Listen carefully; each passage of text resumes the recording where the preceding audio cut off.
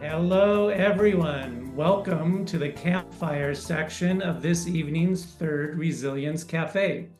Tonight, we will explore the factors that contribute to forest health and how forest health relates to the well-being of both human and non-human communities. First, a bit about our two guests. Herb Hammond is a registered professional forester and forest ecologist with 45 years of experience in research, industry, team, and teaching and consulting. Currently, his work is carried out through Silva Ecosystem Consultants and the Silva Forest Foundation.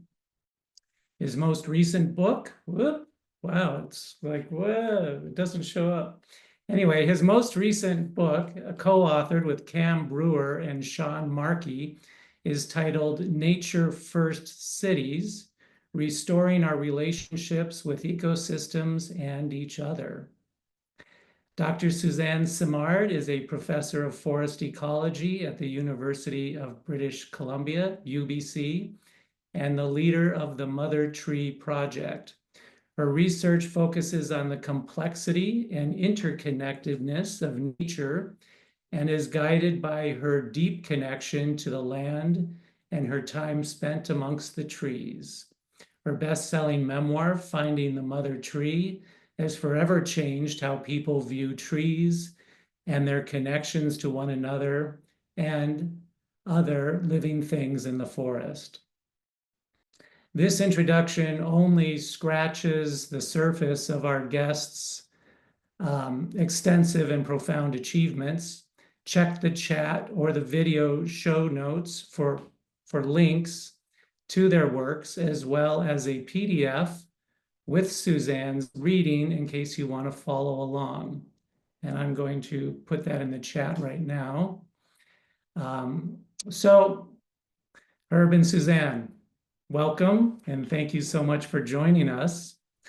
Let's see if we can imagine a cool evening with a crackling fire, the sound of a nearby stream, and perhaps the rustling of the leaves of some birch trees in a soft wind.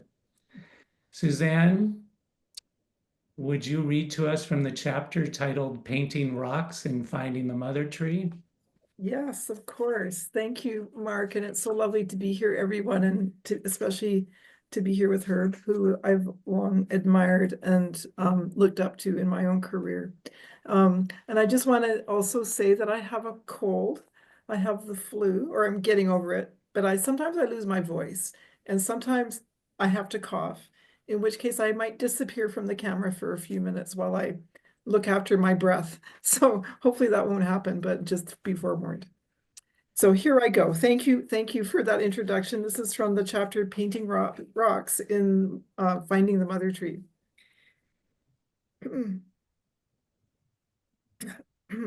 Ecosystems are so similar to human societies. They're built on relationships. The stronger those are, the more resilient the systems. And since our world systems are composed of individual organisms, they have the capacity to change. We creatures, we adapt, our genes evolve, we can learn from experience.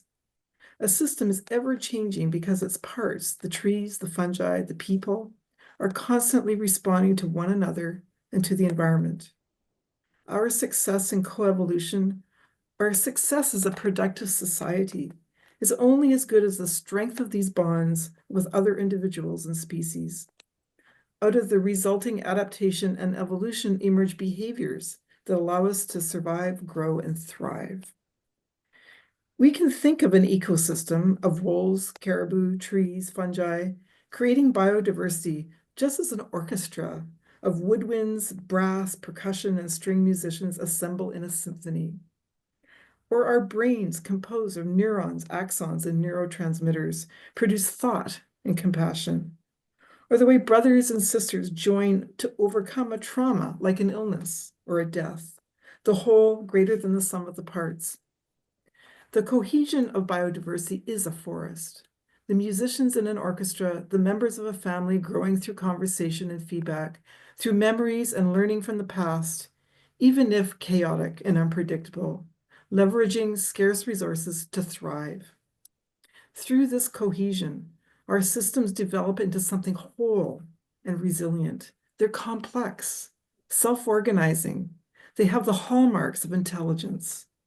Recognizing that forest ecosystems, like societies, have these elements of intelligence helps us to leave behind the old notions that they are inert, simple, linear, predictable. Notions that have helped fuel the justification for the rapid exploitation that has risked the future existence of creatures in the forest systems. End of reading, but thank you for inviting me to read that. Thank you for reading it. Herb, I wanted to ask you how that lands for you. First of all, thanks for the nice introduction and for your kind words, Suzanne. Where that lands for me is that when we're talking about forests, we're talking about cooperation, not competition, but cooperation. And the forest is only as strong and as healthy as the cooperation and the diversity that occurs there.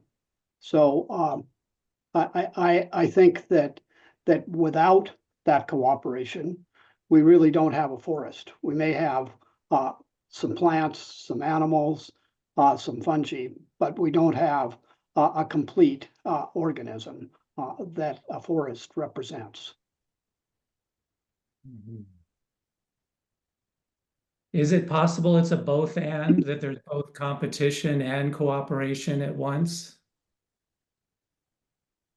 Yeah, so I can take that and jump off on what Herb was saying. And yes, of course, I mean, they're two of many interactions in forests or any ecosystem. There's a complexity of interactions, but cooperation has for a long time been ignored. And Herb is absolutely right to highlight that. And this focus, this obsession with competition has arisen out of, the last couple of centuries of thinking that really arose out of capitalism and all kinds of things. But it's kind of led us down a very tricky pathway because it's only part of the picture. It's one of many interactions. And I would agree with Herb and many scientists who say that, that cooperation is actually the most prevalent interaction in ecosystems. Competition, yes, it exists, but it's the cooperation, the symbiosis between organisms and the coevolution that really is what makes it all work so beautifully. Mhm. And I think that I think that our that society, and particularly foresters and societies in general, preoccupation with competition stems from the overall relationship of society with forests, and that's one of exploitation and extraction. And if we change that, if we flip that, which indigenous cultures always lived, into a relationship that focuses on protection and restoration, and giving thanks for the benefits that forests provide, then we see the forests in a totally different light. Yes, and we treat forests with respect. When we see forests and all the creatures that live in them as our relations, as Indigenous people have since time immemorial, that that we arose from these interactions and these relationships, that we're interdependent with them, and therefore we need to respect them as our life source.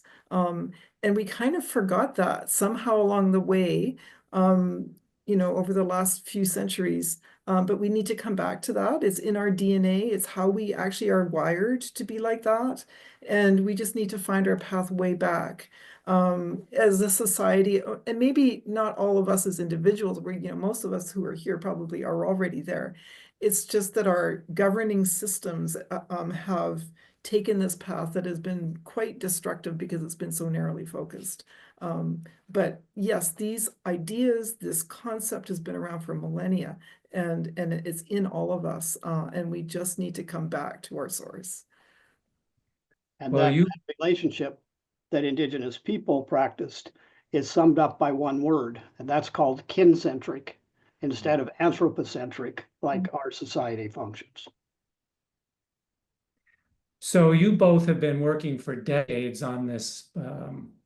Well, the quote from that, what you just read, Suzanne, is our success in coevolution is only as good as the strength of our bonds and other individuals and species. And I was wondering, because I'd like to talk about the good, the bad, and the ugly of your journey doing this kind of work, but maybe start with the good. Could you both talk a little bit about some of the joys you've experienced doing the work you're doing? Go ahead. Okay, sure. Complete joy and utter joy the whole way through. You know, I grew up in the rainforest, which I'm so fortunate, and that the forest and my ancestors who were, you know, woodcutters from France, and I was able to inherit a way of seeing and being in the forest that made me whole with it, and that brings great joy because you're integrated and connected. You know, you're part of that place, you belong. And so when I do my work, sure, there's hard times, and we'll talk about some of those hard times, but overall, what a gift. You know, the gift of all creation, the gifts of nature to provide for us such joy and to live our lives like this and tending to these forests and trying to care for them. It's full of nothing but joy. Well, and I would pick up on that by saying that when I'm in a forest, I feel whole, physically, mentally, spiritually. If you transpose yourself from that forest into a parking lot, it feels a whole lot different. And I think, said in another way, the built environment, the human-built environment can't replace the natural environment that you find in forests, or for that matter, in healthy ecosystems everywhere.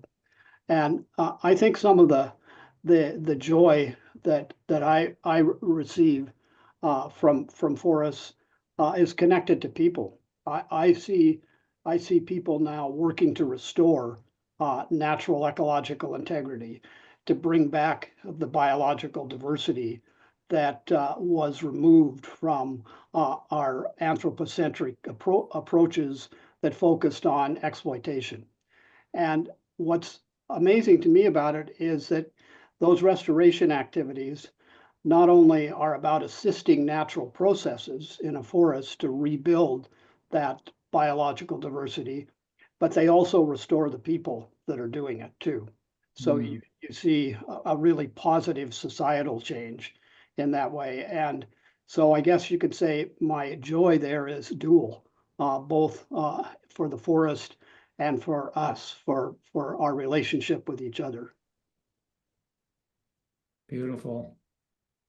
So, okay, some of the joy. So then you've already touched on the problems, but let's go a little deeper. Like, I think I know some of the answers to this from reading your work, but what is the broader public not getting that we need to get? And, you know, I know that clear cutting is definitely a piece of this. I'm really struck going to climate movement events. Like I was just at Protect Our Winters, and over again, I hear that transportation is the biggest emitter of greenhouse gases. But Herb, from the stuff I know from some of the work you have both done, that this clear cutting has a massive impact on climate. Yeah, do you want me to take that, Herb, and then you can Yeah, sure. Go pick ahead. up on so, you know, I've been doing a lot of research on clear cutting effects on greenhouse gases and biodiversity and regenerative capacity of forests. We have a project called the Mother Tree Project. If you want to know about it, you can go to our website, mothertreeproject.org. But we've been doing this work, and it builds on previous, of course, decades of earlier work, but just specifically looking at what does clear cutting do. And one of the first things is that, you know, our ecosystems, they hold carbon. Carbon is the element of life. It's in all of our living tissues and all of the elements in our bodies, or all of the compounds in our bodies. It really is the thing that gives us life. You know, we get it through photosynthesis and herbivory and carnivory and all that, and pass through the food chains. And yet, when we clear cut a forest, we immediately lose what our measurements show is we lose almost all of the above ground carbon pool immediately with a clear cut. You're left with slash. I think this is a no-brainer for everyone, but we've measured this in great detail. And it actually increases the fire risk for a short period of time because of all the slash we leave behind. And then we also lose part of the soil carbon, which is precious, and it's taken thousands of years to get into the soil through decomposition and all those processes. We're finding that we're losing 60% of the forest floor carbon just from the act of clear cutting. You know, the machines are pushing the stuff around, it ends up dribbling out into the waters and into the lakes and plugging up our estuaries. So that's not a good thing. We're also finding at depth that even those carbon pools in the mineral soil, which scientists have long thought are stable, we're finding that they're kind of destabilizing in this new climatic period. So clear cutting is quite devastating from a carbon point of view. We can protect those pools by leaving a good part of the canopy while still thinning out the forest. We have found that. So this comes back to Herb's comment that people have a reciprocal positive interaction with forests, right? We can look after these forests and tend to them and still get livelihoods, but we need to be careful, and we need to tend to be really tender with the forest. Also losses of biodiversity. I mean, I think that we probably know more about that than anything, that is devastating to certain old growth or forest dependent species. The plants, the mosses in particular, are obliterated by clear cutting, and it takes decades for them to recover. And some of them never recover. And they play important roles in the nutrient cycle and the water cycle and providing habitat for other creatures. And of course, when you clear cut, you don't have seed that is nearby. So you have to repopulate them with planted trees, which is not a bad thing, but there's a lot of missing things. The genes that are co-evolved with that local place may not be there. So yeah, the impacts are devastating. And then they have amplifying effects over landscapes because they also generate, you know, kind of unhealthy landscapes that are prone to fire. And combined with climate change, the fire history over the last 10 years blows that transportation carbon emission out of the water. It surpasses all of the other emissions in Canada. And so really, you know, we've ignored it. And why have we ignored it? Because it's convenient to ignore, but we just can't ignore it because it's not helping us to ignore those things. So I'll leave it there, but just to say there are ways that we can do this better. And I'll pass that off to her. Okay, well, that's Suzanne, you set the stage nicely for me to talk about two things, one not so nice and one a way out, I think. And the not so nice is to remember that forests are fundamentally built on dead trees. There's no natural disturbance, cuts down all the trees, loads them on a truck, and hauls them to the mill. Those tree bodies stay behind, and they're responsible for a lot of the both above ground and below ground processes that occur in forests. They're responsible for storing carbon. For example, in a rainforest, once you clear cut it, it takes something in the order of 250 years to get back to the same level of carbon storage that was there when you started. So, those, and I want to now just switch a little bit into why that keeps happening. And this applies not only in British Columbia, but across Canada. And that's that our forests have been given, almost literally given, to private corporations through long-term control through tenure systems. they're the ones that dictate policy. They're the ones that that ignore a lot of the science that Suzanne and I are talking about tonight, or rationalize it, or turn it around so that it doesn't seem to be what it actually is. Mhm. And I'm going to provide a good news story here in a moment, but we're not going to get to those good news stories unless we change the tenure system. That's the forests in Canada are largely public, which is good. But we need to take back public control of those forests. And I think that needs to be done jointly with Indigenous governments. So Indigenous governments and settler governments need to come together to build that new relationship with forests that we've been talking about. And now the good news is, I think, from my perspective anyway, that we know how to do that. We know how to relate to forests in a positive way. I use a process that I call Nature Directed Stewardship, and I purposely I started out referring to it as ecosystem-based conservation planning, but I've kind of moved to put nature where she belongs, in the center there, as the director.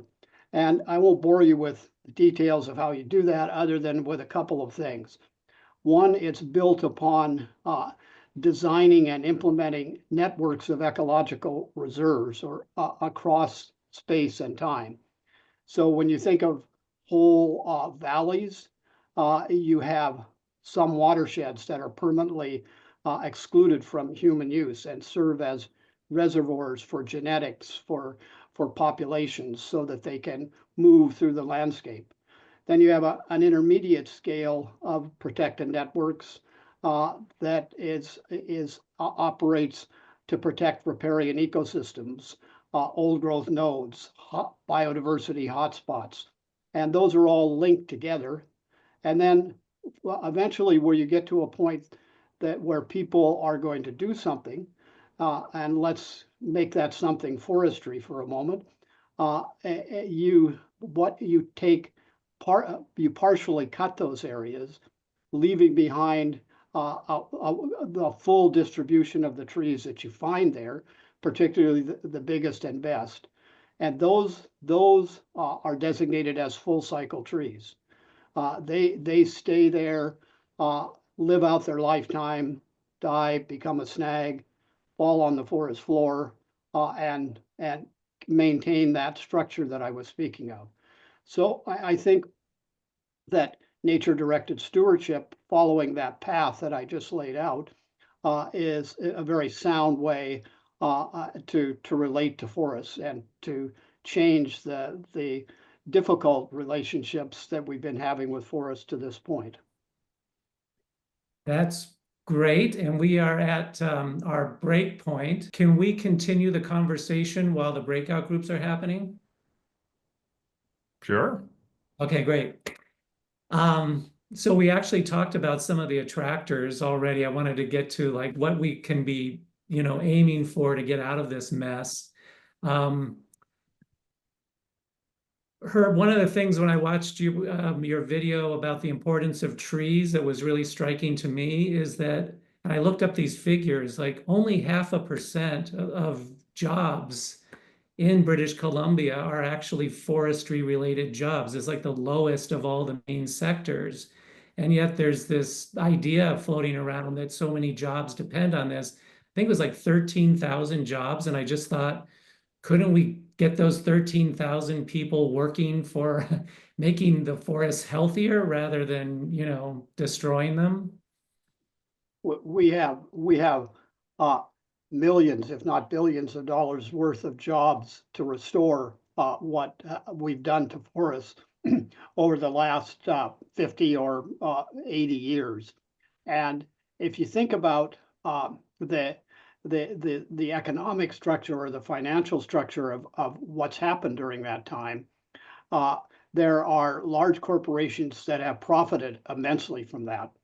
And so if the forests, if the government wanted to create the money to support that restoration, they could tax those corporations on the profits that they have made in the past on the exploitation of the forest that caused the need for restoration. And that can be done. I mean, those tenures don't work just one way, or shouldn't just work one way, where it's a profit-taking mechanism. And it's interesting when you read the text of those tenures, they require sustainable forest management.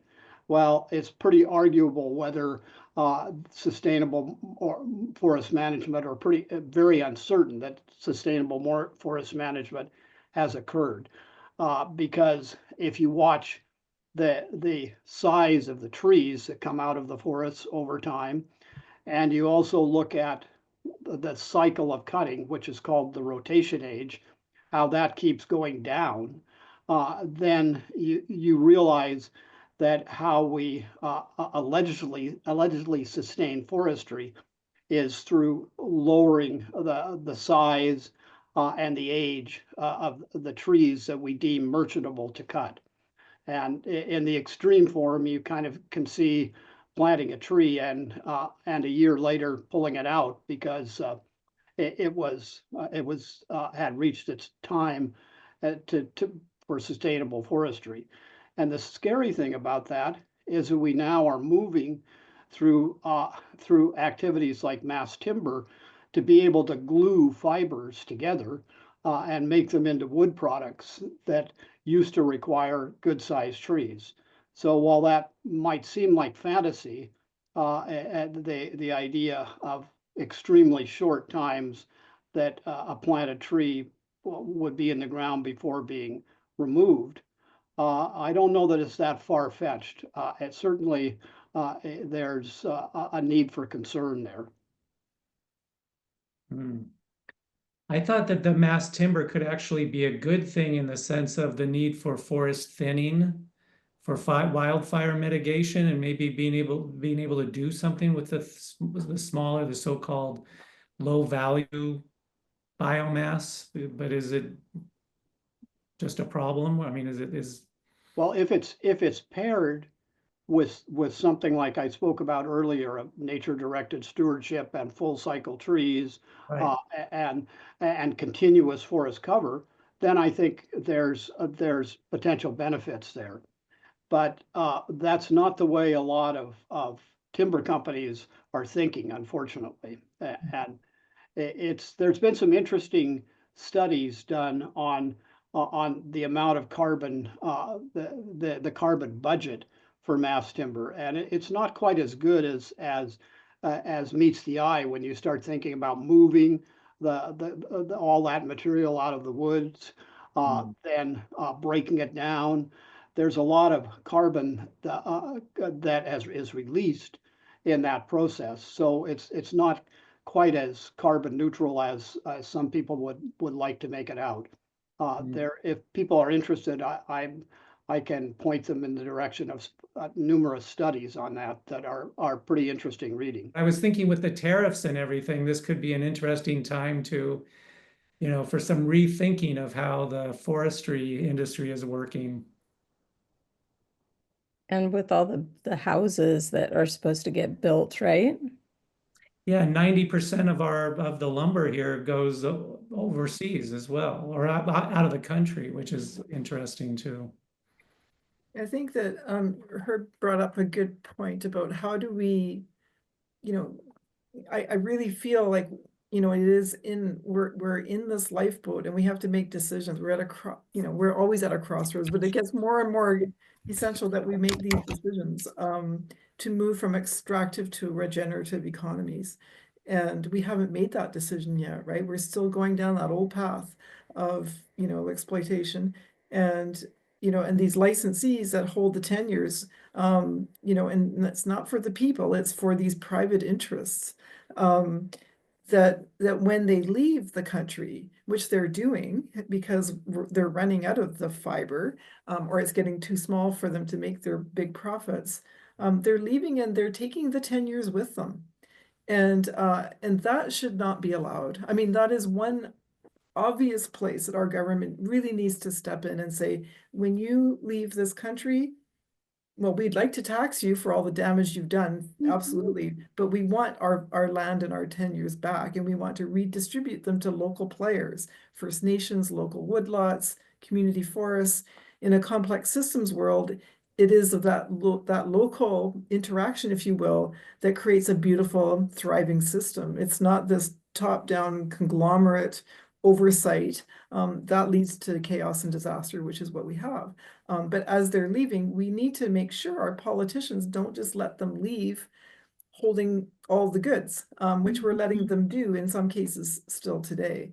And then I think I would also add, this taxation, or I think there's numerous leverages that can be used to help us shift to this economy. To pay for the regeneration and the restoration of our industrialized forest landscapes. And I would, I don't know, there's no single answer to this, but certainly there are bioregional financing facilities emerging that look at things like biocredits, or they're like a carbon credit, but a more holistic biocredit, where if you're rejuvenating the forest and as value and thriving goes up, that is worth, it's obviously worth our, our health and all kinds of things that we haven't properly valued in the past. But these things are emerging as real, as real, I don't know, systems that could be moved into an economic system. Doesn't mean it have to be a capitalistic economic growth system. It shouldn't be, but there are things emerging that give us avenues. Taxation is one. Another one is lawsuits, right? There are different levers that we can pull in order to regain the rightful, stewardship of the forest, which is by the people. Yeah. Mara, do we have some? We do. I haven't looked through all of them, but I'm seeing what I'm trying to do is pull up some themes, and I noticed there's one that a theme that's coming out in terms of the government, and a couple here is the BC provincial government getting the message that we have to change the way forestry is done. And are the changes happening at some speed, in your opinion? That's also related to how can we go about making real change and getting the public forest back in the hands of the public? How do we get the government to listen to support the biodiversity network and dump the BC tenure system? One of the things about, if we're talking about the tenure system, one of the things that is an interesting legal aspect that Suzanne referred to is that a contract is a two-way thing. A contract it isn't just a one-way. It's a two-way relationship between two individuals or two entities, and the government has fully honored their side of the contract in a tenure contract to provide wood, basically timber, to fuel the sawmills and pulp mills of British Columbia, and that has made a lot of the shareholders of large corporations quite wealthy, let alone the owners. But I've discussed this with lawyers, because if you look at the other side of the contract, that's what I mentioned earlier about sustaining forests, forests that provide the clean air, pure water in modest amounts throughout the year, that provide for adequate carbon sequestration and storage, that provide for spiritual needs of all of us. If you look at that other side of that contract, that's not been fulfilled. And so how does that tie into tenures? Well, the companies, if you try to take the tenures away, say we have a contract, and you have to buy out that contract for millions of dollars, which they value as the ongoing value of the cut that comes from that tenure. The the logging allowances that come from the tenure.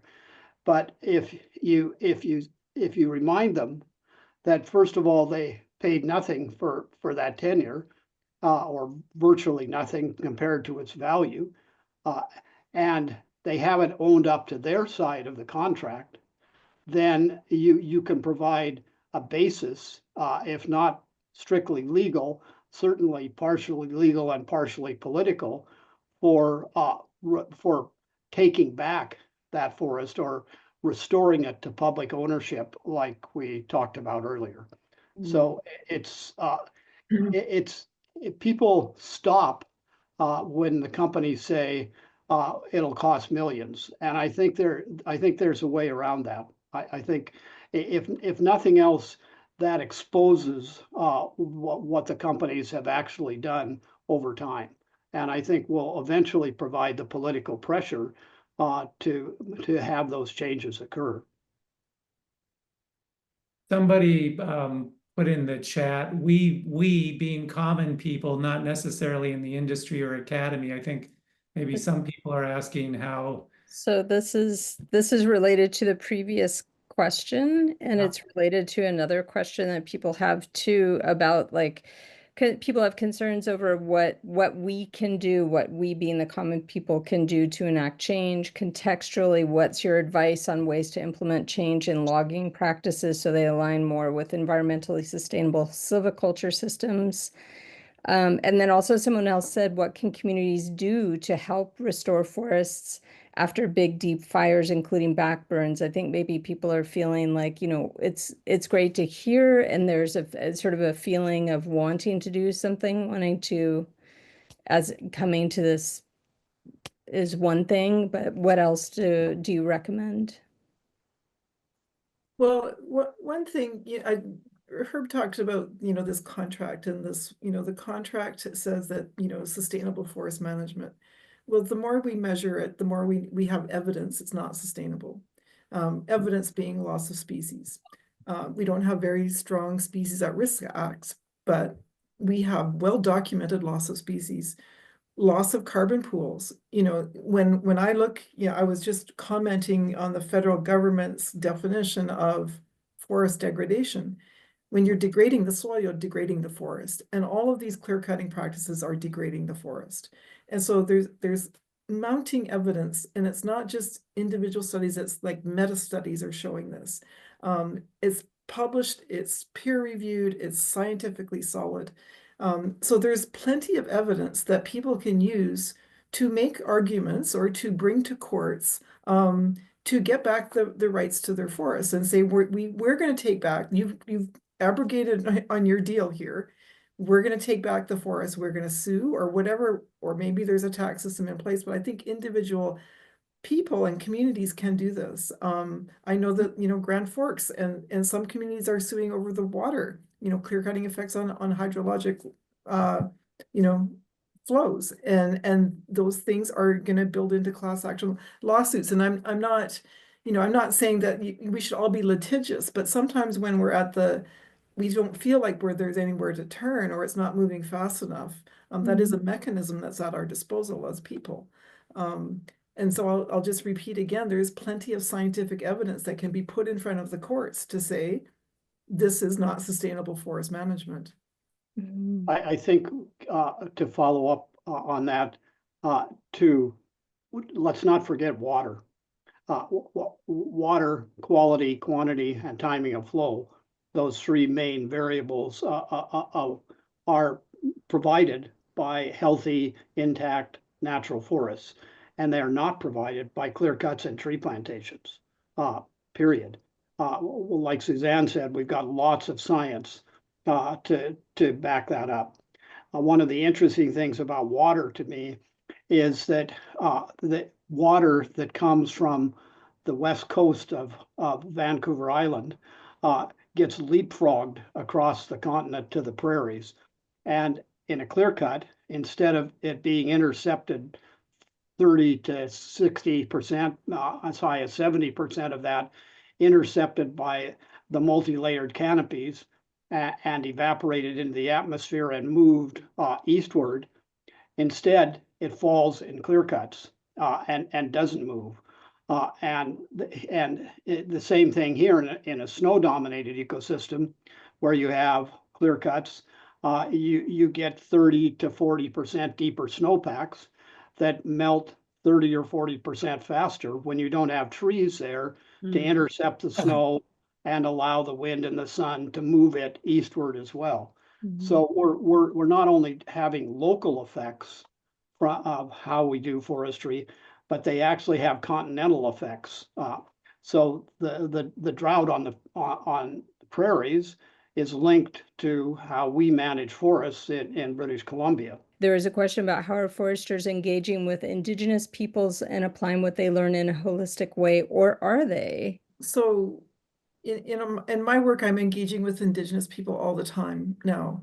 And because for many reasons that, globally, we recognize that, Indigenous held lands are the most diverse and carbon rich and well looked after lands. And it's not just about knowledge, it's about the way they see the world. And Herb touched on this. It's about understanding that we're all related in a relationship. We're all one together, and that you treat your ecosystems, therefore, as you would yourself, with respect. And those respectful relations, we need to return to those respectful ways of seeing the world. And also, so not just that epistemology, but the ontology, which Herb also talks about, which is the way of knowing the forest, is being in the forest. And so we can learn from our Indigenous colleagues of, how do you grow food in the forest? What is it? How do you make fish and the salmon more abundant? And it's how did you learn that, right? It's about this, being on the land and working with the land and getting that knowledge. And it's not like it's an ancient way of doing things, but it's also a very modern way of doing things because, our ecosystems are changing so rapidly, and we need to be on the land and watching and doing it in this way, being part of these ecosystems. And so, yes, I mean, I think the, Indigenous people have been so dispossessed from their land, and yet it's hurting all of us in that way. And so I think anything that we as people can do to help uplift and return land back to the rightful stewards of the land and let them care for the land, and we can walk alongside and support. And that is what we're doing in the Mother Tree Project with the tools that we have. We support their way of being and living in the forest, and then they support us in return. Like, it all works. It's like, I don't know. I mean, I was watching the election last night, and I was really pleased to hear Mark Carney say, when you have kindness, you create more kindness. When you do something good, you create more goodness. And I think that's a good way for us to look at that it's not a zero-sum game. It's an ever-expanding pie that we can create more and more by working alongside one another in support. I want to just add a couple of quick things. I have had the privilege of spending most of the last 40 years working with Indigenous people across Canada, from Nitassinan, which is a Innu word for Labrador, to Haida Gwaii, and with many Indigenous nations in between, and occasionally in places like Russia and Indonesia. And the thing that I take away from, I take a huge amount of knowledge away from that, and am privileged to have had much wisdom shared with me. But one of the overriding things, a couple of things that I always think about, is that Indigenous people taught me that it was okay to connect my heart to my brain. And that's where Indigenous people start. And if we started there, we'd have a much different looking landscape than we have right now. And the other thing that I learned, which shaped how I plan and interact with forests, is protection always comes first. It's not use or extraction that comes first. It's how do we protect this? And if we don't know how to protect it, then we don't meddle with it. So there's lots more to say there, but those are two really important points that I think could underpin the kind of change that we would all like to see in how we relate to forests. So this is a beautiful conversation. I would love to go on for hours, but I just want to keep us on schedule and make sure our participants continue to be involved. So I want to ask everybody, and you can put this in the chat, folks, if you want to, what has happened since we've been here in this campfire session? And so what? Why does it matter? And what does this make possible? Now what? What comes next? And it's just a good way to think about things after a conversation like this. Thinking about, kind of reviewing what we've learned, what some of the key points are, what most salient points are, and then where do we go from here? And then we're going to end the campfire piece, and there'll be a breakout where everybody can talk about their own next steps in the breakout groups. So, Herb, Suzanne, why don't we start with the two of you? Do you have, in terms of what we've just done together here, do you have anything to say about it? What have we done? What's the point? Well, one thing I think that, people really want to do something, and everybody is here because they want to do something, and we need to do something. And we can think like we are an ecosystem. We are not different than the forest. The forest is all about collaboration, as we started out this session. It's about working together. The forest is about, trees and plants and animals and fungi all working together to create this beautiful thing, life on this planet. And it's organized, right? It's a self-organizing system. And we can learn from that as people to self-organize ourselves to change this trajectory so that it's a healthier trajectory. And how do you do that? I mean, you start with kernels of cohesion. There are kernels of cohesion throughout the Kootenays, for example. Herb is one of them. This organization is another one. And you start, getting involved, putting effort into it, filling a niche, and then before you know it, you've got this big, complex system that's making change. And that's how it works. It's the forest teaches us that it's the most effective way to do things. And so really and we do need concrete steps, right? So I think as a society, you can, or the West Kootenay Climate Hub can put forward suggestions, or say, volunteer here. We're going to do this, and we could use some people here. Like start to have kernels of organization. So it doesn't have to be like you learn. Well, you can start with one leg up. I think that needs to be happen. I know that when I gave this presentation at the theater in the fall, and I walked away, and it was wonderful, and lots of people showed up, and what can we do? And I left, and I thought we should have given them a rung to hang on to go to the next step. And I think that's, as organizations, we can do that, but also it's, people's responsibility to become part of this big organizing, beautiful thing. Bina wrote in, I feel very inspired and hopeful. It makes it a lot possible, knowing how interconnected we all are. And I love the breath of hope that it really is not a zero-sum game. Yeah. Does the Mother Tree Project need a little integration with the Climate Hub? Is this possible? Yes. I mean, I think one of the things that people can do is collect the information that explains scientifically and from indigenous knowledge why the current system doesn't work, and why it doesn't work, not just for the people that are outside of the forest industry, but it doesn't work for people inside the forest industry unless you're an owner or a shareholder in a large company. So putting together materials that can be shared publicly is something that a lot of people can do, and that comes together with what Suzanne's been talking about, that we're an ecosystem, we're a network here. And I think the next thing that people need to do is to recognize that society is shaped a lot by education,